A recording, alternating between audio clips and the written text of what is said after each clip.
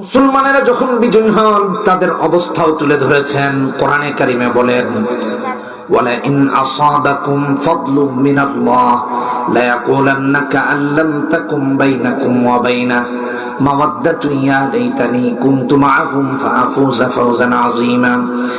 মুসলমানেরা যদি বিজয়ী হয় তখন আবার এরা বলে, আমরাও যদি তাদের সঙ্গী হতাম তাহলে তো বিজয়ী আমরাও হতাম, সাফল্যমণ্ডিত হতাম। কথা কোন ঠিক কিনা বেঠি? এই জন্য দেখবেন লড়াইয়ের ময়দানে, জিহাদের ময়দানে সফল হওয়া এটা তো অনেক বড়। 5 আগস্টেই যারা অংশগ্রহণ করতে পারে নাই তারাও আক্ষেপ করে বলে, আহারে আমি যদি অংশগ্রহণ করতে পারতাম। 5 আগস্ট মনের ব্যথা বেদনা যেন তাদেরকেও ছাড়ে নাই,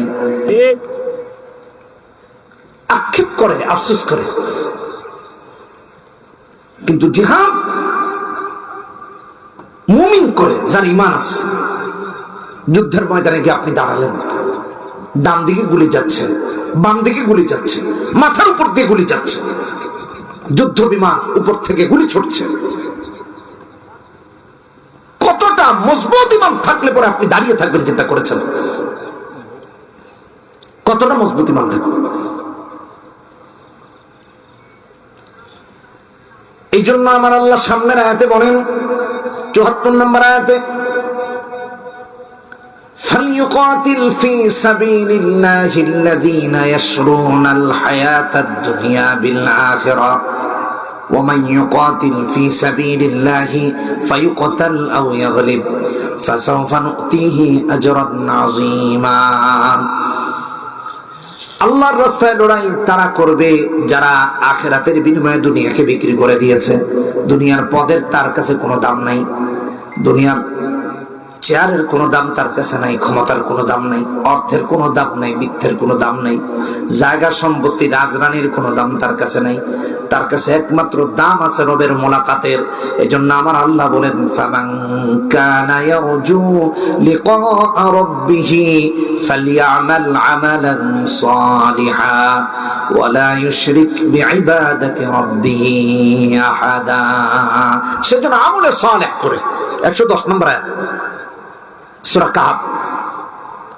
আর আমল সালেহ জিহাদের চেয়ে বড় আর কি হতে পারে? এই জন্য মুজাহিদ মুসলমান মুমিন সে রবের মুলাকাতের জন্য উদ্গ্রীব হয়ে থাকে যে কখন আমার রবের সাথে দেখা হবে, শাহাদাতের তামান্না নিয়ে আগ বাড়ে। এই জন্য ইহুদি নাসারারা মুসলমানদেরকে ডরায় যে ওরা লড়াই করে ক্ষমতার জন্য, আর মুসলমান লড়াই করে আল্লাহর দাসত্বের জন্য, তার কোনো ফায়দার জন্য না। তার ফায়দা শহীদ হলে, তার ফায়দা গাজীও হলে আল্লাহ পুরস্কৃত করবেন তার। এই জন্য মুসলমানরা তখন লড়াই করে যখন সবকিছু রবের কাছে নিবেদন করে দেয়। সবকিছুর মালিক কে? জোরে বলেন কে? আল্লাহ। বন্ধুগণ আমার, সাহাবীরা জিহাদের ময়দানে যাবেন, জানতেন হয়তো বা তিনি শহীদ হয়ে যাবেন, এমনও হয়েছে কনফার্ম জানতেন তিনি শহীদ হয়ে যাবেন, তারপরে যুদ্ধের ময়দান থেকে পিছপা হন নাই। এটা আল্লাহর কতটা মহব্বত থাকলে সম্ভব একটু চিন্তা করে দেখেন। আপনাদের মনে আছে কিনা জানি না, মুতার যুদ্ধ, মুসলমানরা লড়াইয়ে বের হবেন, নবীজি যুদ্ধের ঘোষণা করলেন, সাহাবীরা প্রস্তুতি গ্রহণ করলেন, নবীজি বললেন যাও বিদায় নিয়ে আসো। এক একজন সাহাবী নিজের বাড়ি বাড়ি চলে গেলেন।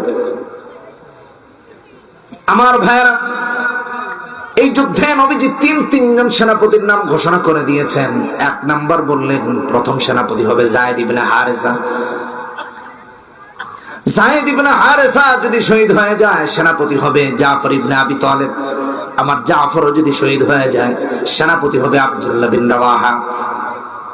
আব্দুল্লাহ বিন রাওয়াহাও যদি শহীদ হয়ে যায় তোমাদের মাঝে পরামর্শক্রমে একজন সেনাপতি নির্ধারণ করে নিবা, তিনি ছিলেন খালিদ ইবনে ওয়ালিদ। যেরকম সুবহানাল্লাহ। যুদ্ধের দামামা বেজেছে, ঘোষণা করা হলো যুদ্ধের জন্য প্রস্তুতি নাও, বাড়ি থেকে বিদায় নিয়ে আসো। সাহাবীরা একে একে বাড়ি গেলেন, কেউ বাবার থেকে, কেউ মায়ের থেকে, কেউ স্ত্রী সন্তানের থেকে বিদায় আনতে গেলেন। এক সাহাবী স্ত্রীকে বললেন, স্ত্রী আমার, নবীজি যুদ্ধের ঘোষণা করেছেন, বিদায় দাও, যুদ্ধে যাই। সন্তান বাবা বাবা বলে চিৎকার করে করে কাঁদতেছে। সাহাবী জিহাদের ময়দানে যাবেন, স্ত্রী স্বামীকে ভালোবেসে বিদায় দিয়েছেন, তবে বিদায় দেওয়ার সময় দোয়া করতেছেন, আল্লাহ আমার স্বামীকে আপনি গাজী বানায় ফিরে আইন। স্বামী দেখে বলে, স্ত্রী আমার এই যুদ্ধ থেকে আর মনে হয় আমার ফিরে আসা হবে না। কারণ হলো নবীজি এক প্রথম সেনাপতি যার নাম ঘোষণা করেছেন তিনি যায়েদ ইবনে হারেসা। আল্লাহ তার ব্যাপারে নবীজিকে জানায় দিয়েছেন তিনি আর বেঁচে থাকবেন না, শহীদ হয়ে যাবেন। যে কারণে নবীজি দ্বিতীয় সেনাপতি নির্ধারণ করে দিলেন, যিনি জাফর ইবনে আবি তালিব। নবীজি আবার বললেন, জাফর যদি শহীদ হয়ে যায় সেনাপতি হবেন আব্দুল্লাহ বিন রাওয়াহা। তিনজন সেনাপতি নির্ধারণ করে দিলেন, একজন না, দুইজন না, তিনজন। আবার বললেন, তিনজনে যদি শহীদ হয়ে যায় তোমাদের মাঝে থেকে পরামর্শক্রমে একজন সেনাপতি বানাবা। তিনি খালিদ ইবনে ওয়ালিদ ছিলেন। স্ত্রী যখন দোয়া করে, আল্লাহ আমার স্বামীকে তুমি গাজী বানায়া ফিরে আনবা যুদ্ধের ময়দান থেকে, স্বামী ডাক দিয়ে বলে, স্ত্রী আমার এমন দোয়া করো না যা নবীজির বিরুদ্ধে যায়। কারণ আমার পরেও নবীজি একজন সেনাপতির নাম উল্লেখ করেছেন। তার মানে হলো এই যুদ্ধ থেকে আমার আর ফিরে আসা সম্ভব হবে না। নিশ্চিতভাবে আল্লাহ রাব্বুল আলামিন নবীজিকে জানিয়ে দিয়েছেন যে আমি শহীদ হয়ে যাব। যে কারণে নবীজি আরেকজন সেনাপতির নাম ঘোষণা করেছেন। আমার আর ফিরে আসা হবে না গো স্ত্রী আমার, বরং দোয়া করো আল্লাহর কাছে জান্নাতে যেন তোমার সাথে রব আমার মোলাকাত করায়া দেন। সাহাবায়ে কেরাম অস্ত্র শস্ত্র নিয়ে যুদ্ধের ময়দানে ঝাঁপিয়ে পড়লেন, শত্রুর বিরুদ্ধে যুদ্ধ চালিয়েছেন।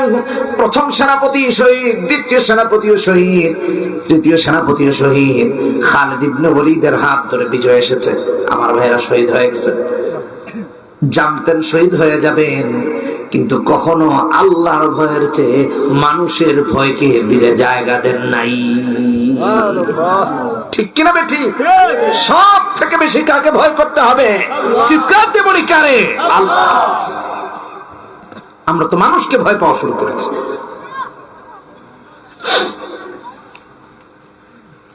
৭৭তম আয়াতে তাই আল্লাহ বলেন, ফালাম্মা কুতিবা আলাইহিমুল কিতালু ইযা ফারিকুম মিনহুম ইয়াখশাউনান নাস কাখাশিয়াতিল্লাহি আও আশাদ্দা খাশিয়া। মানুষ এমন হয়ে গেছে আল্লাহর চেয়ে বেশি মানুষকে ভয় পায়। দেখেন, নেতার ডরে হক কথা বলে না। এমনকি বহু মসজিদের খতিব চাকুরি চলে যাবার ভয়ে হক কথা বলে না। খতিবকে হক কথা বলতে উদ্বুদ্ধ করুন, সাহসিকতা দিন, উৎসাহিত করুন। আপনি হক কথা বলবেন, যতদিন আপনি আছেন হক কথা বলে যাবেন, আমরা আপনার সাহায্যে আছি। যেই খতিব হক কথা বলে না তার খেতাবতি করার কোনো যোগ্যতাই নেই, কেন? তার পিছনে নামাজ আদায় করবেন। আল্লাহ আমাদেরকে হেদায়েত দান করুন। ভাইরা আমার, বন্ধুরা আমার, বুঝতে পারছি আমরা হকের উপর চলতে হবে। এই জন্যই চক্ষু আল্লাহর রহমত কুদরত, আল্লাহর নিজামকে যদি না দেখে না শিখি, তাহলে কিয়ামতের দিনে চোখ আপনাকে আমাকে জাহান্নামে নিয়ে যাবে, এই কান আপনাকে আমাকে জাহান্নামে নিয়ে যাবে। জিহাদের মর্তবা এত বেশি, আল্লাহ রাব্বুল আলামিন কোরআনে কারিমে সামনের আয়াতগুলোতে বলতেছেন, 93-94 নম্বর আয়াত, লা ইয়াস্তাবিল কাঈদুনা মিনাল মুমিনিনা গায়রু উলিদ দারার ওয়াল মুজাহিদুনা ফি সাবিলিল্লাহি বিআমওয়ালিহিম ওয়া আনফুসিহিম ফাদ্দালাল্লাহুল মুজাহিদিনা বিআমওয়ালিহিম ওয়া আনফুসিহিম আলাল কাঈদিনা দারাজা ওয়া কুল্লান ওয়া'দাল্লাহুল হুসনা ওয়া ফাদ্দালাল্লাহুল মুজাহিদিনা আলাল কাঈদিনা আজরান আযীমা। আমার আল্লাহ ঘোষণা করলেন, জান মাল নিয়ে যারা আল্লাহর রাস্তায় ঝাঁপিয়ে পড়ে তারা আর যারা যুদ্ধে না গিয়ে ঘরে বসে থাকে, দুজনের সমান মর্যাদা আমি রবের কাছে নয়। আল্লাহর রাস্তায় যে লড়াই করে যুদ্ধে ঝাঁপিয়ে পড়ে তার মর্যাদা আল্লাহর কাছে 1000 গুণ বেশি, তাকে আল্লাহ সম্মানিত করেন। রাসূলুল্লাহর একজন সাহাবী ছিলেন, আবু দাউদের হাদিসে এসেছে, আব্দুল্লাহ ইবনে উম্মে মাকতুম। মূলত নাম ছিল হুসাইন।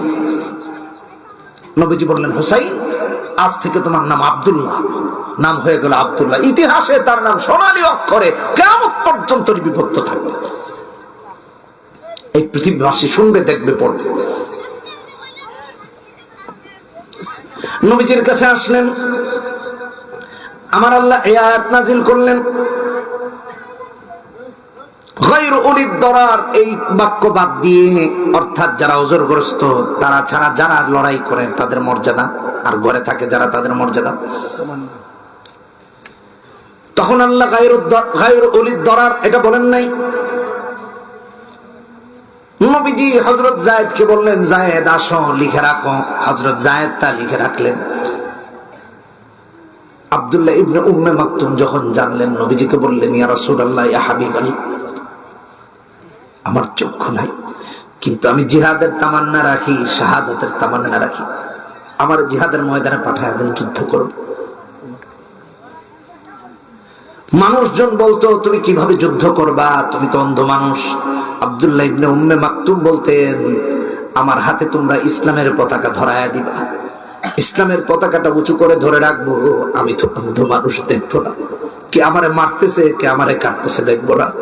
এমনকি যুদ্ধের ময়দান থেকে আমার ফিরে যাওয়ার কোনো সুযোগ নেই।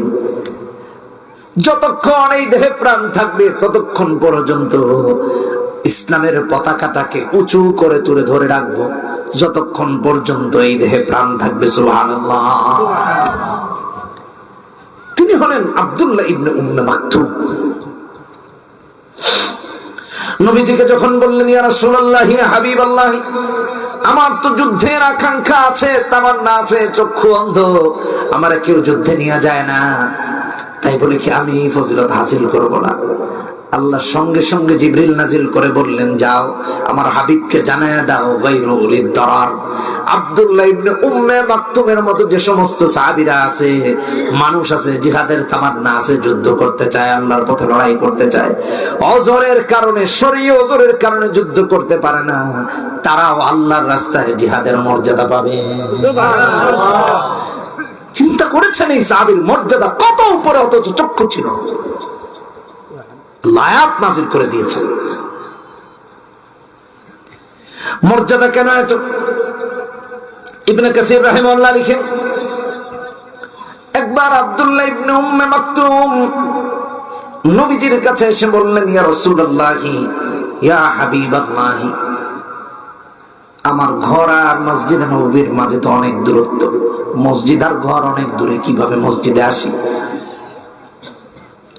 ইয়া রাসূলুল্লাহ, ইয়া হাবিবাল্লাহ, আবার মাঝখানে অনেক নোংরা জায়গা আছে, কোন বর্ণনায় আছে, আমি কি ঘরে বসে সালাত আদায় করতে পারবো কিনা? নবীজি বললেন, আব্দুল্লাহ রে, তুমি কি মসজিদের আজান ঘর থেকে শুনতে পাও নাকি? আব্দুল্লাহ ইবনে উম্মে মাকতুম বললেন, ইয়া রাসূলুল্লাহ, ইয়া হাবিবাল্লাহ, জি হ্যাঁ, শুনতে পারি। নবীজি বললেন, ঘর থেকে যদি মসজিদের আজান শুনতে পাও, ঘরে সালাত আদায় করার অনুমতি নাই, সঙ্গে সঙ্গে আজান শোনার পরে মসজিদে চলে আসবা, মসজিদে এসে সাহাবী এবং রাসূলের সাথে জামাতে সালাত আদায় করবা, ঘরে আদায় করা যাবে না। অন্য বর্ণনায় আছে, নবীজি জিজ্ঞেস করলেন, আব্দুল্লাহ ইবনে উম্মে মাকতুম, তুমি কি ইকামত শুনতে পাও নাকি? তিনি বললেন, জি হ্যাঁ ইয়া রাসূলুল্লাহ। নবীজি বললেন, তাহলে ঘরে সালাত আদায়ের তোমার অনুমতি নেই, মসজিদে আসবা। তিনি মসজিদে এত কষ্ট করে, দুচাক না থাকার পরেও কষ্ট করে করে মসজিদে এসে নামাজ আদায় করতেন। সুবহানাল্লাহ। তিনি ছিলেন আব্দুল্লাহ ইবনে উম্মে মাকতুম। এই জন্য তার মর্যাদা এত বেশি ছিল। শুধু তাই না, এখন তো আমাদের চোখ আছে ভালো, কোরআন পড়তে পারি না, কিন্তু আব্দুল্লাহ ইবনে উম্মে মাকতুম চক্ষু দুটো অন্ধ ছিল, জন্মান্ধ হওয়ার পরেও কোরআন যিনি দেখতে পারেন নাই, তিনি কোরআনের হাফেজ ছিলেন। কোরআনের হাফেজ। শুধু তাই না আমার ভাইরা, রব্বুল আলামিন যখন নির্দেশ দিলেন, মক্কা ছেড়ে মদিনায় চলে যাও হিজরত করে, যারা প্রথম গিয়েছেন তার একজন হলেন আব্দুল্লাহ ইবনে উম্মে মাকতুম, দ্বিতীয় হলেন মুসাব ইবনে উমাইর। সবার আগে এই দুজন নিজের মাতৃভূমি ছেড়ে দিয়ে মক্কা থেকে মদিনায় হিজরত করেছেন, আল্লাহর জন্য, ইসলামের জন্য দিনের জন্য, অথচ চোখে দেখতে পারতেন। সুবহানাল্লাহ বলি। এই জন্য তার মর্যাদা আকাশ চুম্বি। মদিনায় গিয়ে কোরআন প্রশিক্ষণ দেওয়া শুরু করে দিয়েছেন, আর আমাদের চোখ আছে, আমরা দেখে কোরআন পড়তে পারি না, চক্ষু থাকার পরে। আল্লাহ আমাদের হেদায়েত দান করুন। এই চোখ কি কাজে আসবে? এই চোখ আপনাকে আমাকে জাহান্নামে নিয়ে যাবে, যে চোখ আল্লাহর পথে কাজে আসে না। আব্দুল্লাহ ইবনে উম্মে মাকতুম এমন সাহাবী, অন্ধ ছিলেন। একটু মনোযোগ দিয়ে শুনেন, ভালো করে বুঝেন। একবার রাসূলুল্লাহর কাছে এসেছেন সাল্লাল্লাহু আলাইহি ওয়াসাল্লাম। নবীজি বড় বড় কাফের লিডারদেরকে ইসলামের দাওয়াত দিচ্ছেন, কুরাইশ নেতাদেরকে। নবীজি খুব বিজি সাল্লাল্লাহু আলাইহি ওয়াসাল্লাম। আব্দুল্লাহ ইবনে উম্মে মাকতুম সব সময় দ্বীনকে শিখতে চাইতেন, ইসলামকে শিখতে চাইতেন। আল্লাহ কি নাজিল করেছেন কোরআনের তা জানতে চাইতেন, শিখতে চাইতেন, মুখস্থ করে নিতেন। নবীজির কাছে এসেছেন, এসে বললেন, ইয়া রাসূলুল্লাহ, ইয়া হাবিবাল্লাহ, আল্লাহ আপনাকে যা শিক্ষা দিয়েছেন আমাকে শিক্ষা দিন, আমি শিখতে চাই। নবীজি অন্যান্যদের ইসলামের দাওয়াত দেওয়া নিয়ে ব্যস্ত, আব্দুল্লাহর সাথে আর কথা বলতে পারেন নাই, তার বিষয়টা আর ভালো করে শুনেন নাই। আল্লাহ রাব্বুল আলামিন সঙ্গে সঙ্গে একটা না, দুইটা না, তিনটা না, চারটা না, সূরা আবাসাতে 1 থেকে 16টি আয়াত নাযিল করেছেন। সুবহানাল্লাহ। আবাসা ওয়া তাওয়াল্লা জাহুল আমা ওয়া মা ইউদরিকা লাআল্লাহু ইয়াযাক্কা আও ইয়াযাক্কারু ফাতানফাহু যিকরা আম্মা মান ইস্তাগরা ফাআনতা লাহু তাসাদ্দা। একটা না 16টা আয়াত নাযিল করেছেন। সুবহানাল্লাহ। কত বড় মাপের সাহাবী, চিন্তা করেছেন? জিহাদের আগ্রহ তার এত বেশি ছিল যে জিহাদের ওয়াজ করতেছে, যুদ্ধে যেতে চাইতেন, চোখ নাই, যুদ্ধে যেতে চাইতেন। চিন্তা করা যায়? এই জন্য মুমিনের শাহাদাতের স্পৃহা আব্দুল্লাহ ইবনে উম্মে মাকতুমের মতো থাকা চাই। সাহাবীরা লড়াই করেছেন, যুদ্ধ করেছেন, শহীদ হয়েছেন, ইসলামের পথে লড়াই করেছেন। বন্ধুগণ আমার, ভাইগণ আমার, নবীজির ইন্তেকাল হয়ে গেছে। খলিফাতুল মুসলিমিন হলেন হযরত আবু বকর, তিনি রাষ্ট্র চালালেন, তিনিও শহীদ হয়ে গেলেন। খলিফাতুল মুসলিমিন হলেন ওমর।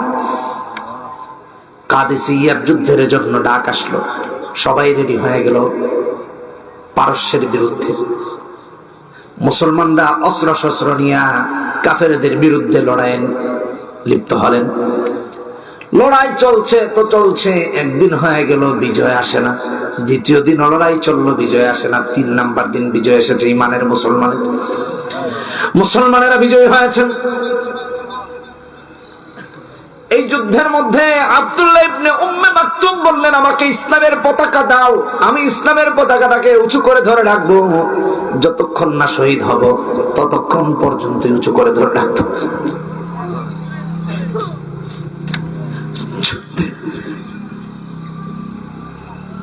যুদ্ধে তাকে নেওয়া হতো না দেখে তিনি বলতেন, দেখো আমি তো চোখে দেখি না, জিহাদের ময়দান থেকে আমার যাওয়ার কোনো সুযোগ নেই, যতক্ষণ থাকবো ইসলামের পতাকাটাকে উঁচু করে ধরে রাখবো। এই দেহে যতক্ষণ প্রাণ থাকবে ততক্ষণ পর্যন্ত ইসলামের জন্য পতাকা উঁচু করে ধরে রাখবো, শহীদ না হওয়া পর্যন্ত থাকবো। কাদেসিয়ার যুদ্ধে এভাবেই গেলেন, পতাকাটাকে উঁচু করে ধরে রাখলেন। মুসলমানেরা লড়াই করতে করতে শহীদ হয়েছেন একের পর এক। অনেক সাহাবী শহীদ হয়ে গিয়েছেন, তাদের মাঝে একজন আব্দুল্লাহ ইবনে উম্মে মাকতুম শাহাদাত বরণ করেছেন। যুদ্ধ শেষ হওয়ার পর মুসলমানরা সাহাবীদের দেহ তালাশের মাঝে লিপ্ত হয়ে গেলেন। যারা শহীদ হয়েছেন শহীদদের দেহ তালাশ করতে করতে দেখা যায় কাদেসিয়ার যুদ্ধে 3 দিন যুদ্ধ চলেছে, তার মাঝে আব্দুল্লাহ ইবনে উম্মে মাকতুমের দেহটা ইসলামের পতাকা জড়িয়ে ধরে শহীদ হয়ে পড়ে রয়েছে। সুবহানাল্লাহ। ইসলামকে কতটা ভালোবাসলে তিনি এমন করতে পেরেছেন, চিন্তা করা যায় নাকি? আজকে আমাদের হাজার হাজার লাখো লাখো চোখ আব্দুল্লাহ ইবনে উম্মে মাকতুমের একটা দৃশ্যহীন, দৃষ্টিহীন চোখের সমান হতে পারবে না। এই জন্য চোখকে ইসলামের জন্য বানাই, কানকে বানাই, আপাতমস্তককে বানাই, কলিজাকে বানাই, পুরো দেহকে বানাই। আমার সমস্ত কিছু হবে কার জন্য? চিৎকার দিয়ে বলি, কার জন্য? আল্লাহর জন্য। আমার আল্লাহ রাব্বুল আলামিন বলেন, ফালিয়ুকাতিল ফি সাবিলিল্লাহি আল্লাযীনা ইয়াশরুনাল হায়াতাদ দুনিয়া বিল আখিরাহ। ৭৪ নম্বর আয়াত। আল্লাহর রাস্তায় তো লড়াই তারা করবে যারা আখিরাতের বিনিময়ে দুনিয়া বিক্রি করে দিয়েছে। এই জন্য দুনিয়ার কোনো দাম তার কাছে নাই। তারা আপনি ডর দেখাবেন কিসের? অস্ত্রের? অসম্ভব। সে তো আল্লাহ ছাড়া কাউকে ডরায় না, ঠিক কিনা বেঠি? আর ওমান ইউকাতিল ফি সাবিলিল্লাহি ফায়ুকতাল আও ইয়াগলিব ফাসাউফা নুতিহি আজরান আযীমা। আর আল্লাহর রাস্তায় যারা লড়াই করে তারা হয়তো শহীদ নয়তো বা গাজী, আল্লাহর কাছে পুরস্কৃত হয় কিনা জোরে খান। এজন্য মুসলমানের কোনো ডর ভয় নাই। বাঁচলে গাজী, মরলে আরো জোরে, বাঁচলে গাজী, মরলে শহীদ। আল্লাহ ছাড়া কাউকে আমরা ভয় পাই না। মনে থাকবে তো ইনশাআল্লাহ? ইনশাআল্লাহ। আমার আল্লাহ পরের আয়াতে বলেন, ৭৫ নম্বর আয়াতে, ওয়া মা লাকুম লা তুকাতিলুনা ফি সাবিলিল্লাহ। তোমাদের কি হলো, তোমরা আল্লাহর রাস্তায় লড়াই করো না? ওয়াল মুস্তাদআফিনা মিনার রিজাল ওয়ান নিসা ওয়াল ওয়িলদান আল্লাযীনা ইয়াকুলুনা রাব্বানা আখরিজনা মিন হাযিহিল ক্বরিয়াতিজ যালিমি আহলুহা ওয়াজআল লানা মিন লাদুনকা ওয়ালিয়্যান ওয়াজআল লানা মিন লাদুনকা নাসীরা। কি হলো, তোমাদের লড়াই করো না কেন আল্লাহর রাস্তায়? অথচ মুসলমানেরা মাজলুম। আপনি ফিলিস্তিনের দিকে তাকায় দেখেন, কত নারী শিশুরা আর্তনাদ করতেছে, আল্লাহ বাঁচাও। আল্লাহ বলে, কি তোমাদের মাঝে কেউ নাই নাকি? কেন লড়াই করো না আল্লাহর রাস্তায়? সব খালি বসে বসে দেখে।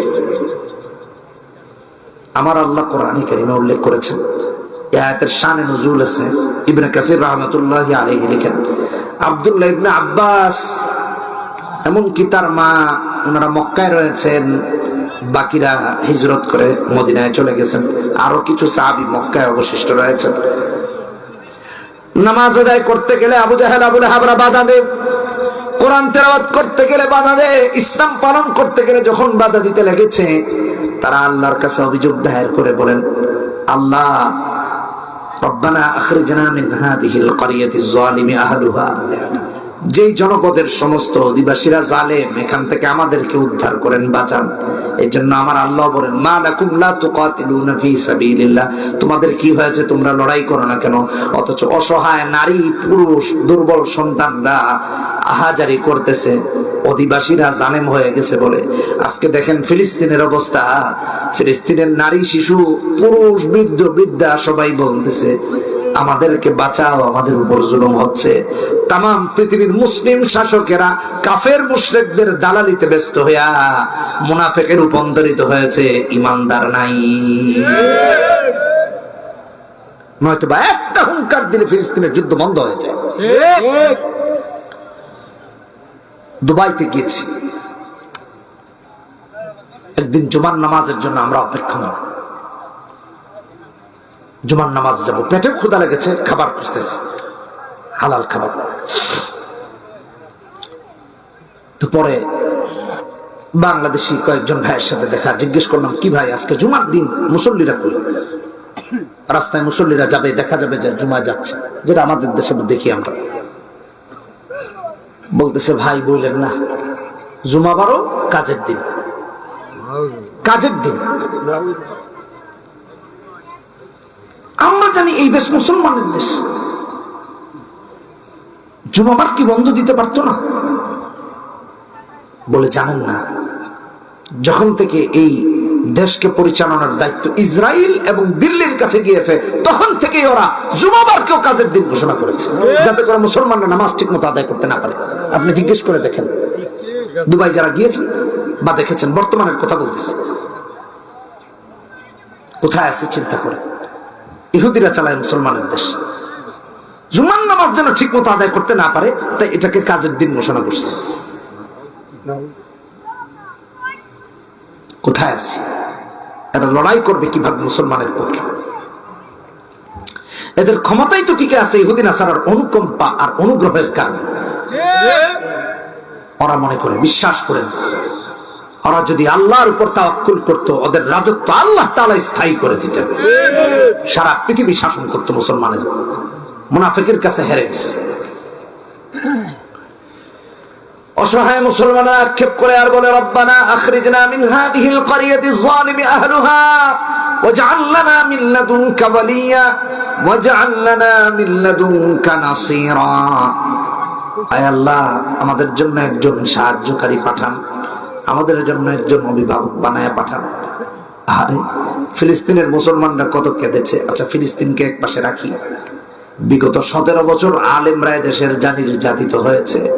কত আলেমরা ফোন করে বলতো, হুজুর এই দেশে কি শেখুল হাদিসের অভাব আছে নাকি, পীরের কি অভাব আছে নাকি, এই দেশে কি বুজুর্গের অভাব আছে নাকি? ভালো করে বুঝছেন, এত কিছুর অভাব না থাকা সত্ত্বেও একজন আলেমের অভিভাবক খুঁজে পাওয়া গেল না কেন? একজন মানুষকে বলতে দেখা গেল না কেন, আমাদের আলেমরা জেলখানায় কেন, তাদেরকে মুক্তি দাও। কতজন ফোন করে করে কান্না করতো, হুজুর আমাদের কি কেউ নাই আল্লাহ ছাড়া? সব কিনে ফাঁকিতে ঘরে গেছে নাকি? আবার কতজন আলেমদের বিরুদ্ধে নাম থানায় দিয়ে আসতো, যে হুজুরের ধরে লিস্ট করে করে, এলাকার সভাপতি, সেক্রেটারি, ক্যাশিয়ার, সদস্য, সহসভাপতি। দেখা হবে কিয়ামতের দিন, কথা কোন ঠিক কিনা বেঠে? তোমরাও দাঁড়াবো, আমরাও দাঁড়াবো, সমস্ত মুনাফিকের হিসাব সেদিন হবে। পই পই করে হিসাব দেওয়া লাগবে। ভাইরা আমার, এই জন্য দল হইবে কয়টা? জুড়ে বলেন। 76 নম্বর আয়াতে আল্লাহ বলেন, আল্লাযীনা আমানু ইউকাতিলুনা ফী সাবিলিল্লাহ। যারা মুমিন তারা লড়াই করে আল্লাহর রাস্তায়, আর যারা কাফের তারা লড়াই করে তাগুতের রাস্তায়, শয়তানের রাস্তায়। ঠিক কিনা বেঠিক? জোরে বলেন। আমাদের লড়াই কার জন্য হবে? অথচ লড়াই করে ইহুদিদের জন্য, নাসারার জন্য, তাগুতের জন্য। এই লড়াই মুমিনের না, এই লড়াই কাফেরের, এই লড়াই মুশরিকের।